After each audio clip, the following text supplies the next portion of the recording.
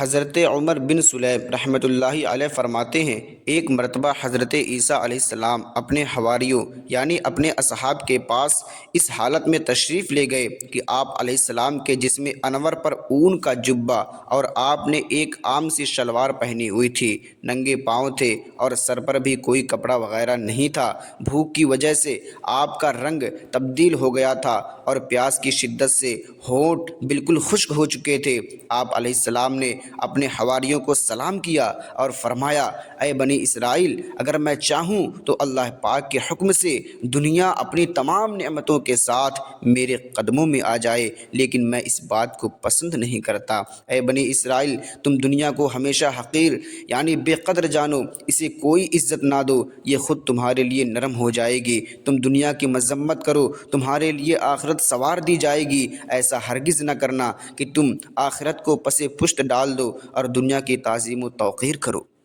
بے شک دنیا کوئی قابل احترام چیز نہیں کہ اس کی تعظیم کی جائے۔ دنیا تو تمہیں ہر روز کسی نہ کسی نئی آفت یا نقصان کی طرف بلاتی ہے، لہٰذا اس کے دھوکے سے بچو۔ پھر فرمایا، اے لوگو، کیا تم جانتے ہو کہ میرا گھر کہاں ہے؟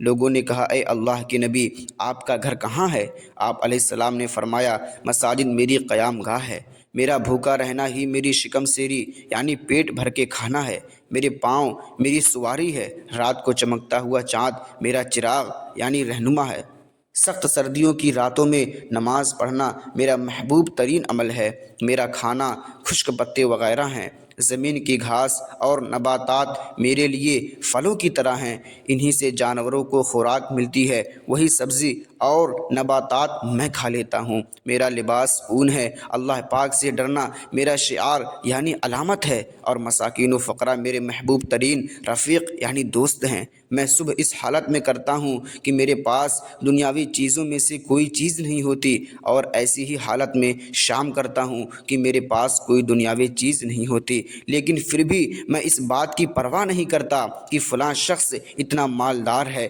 میں اپنے اس حالت میں اپنے آپ کو بہت خوش قسمت اور بہت زیادہ غنی سمجھتا ہوں، یعنی میں اس حال میں بھی اپنے رب کی رضا پر راضی ہوں۔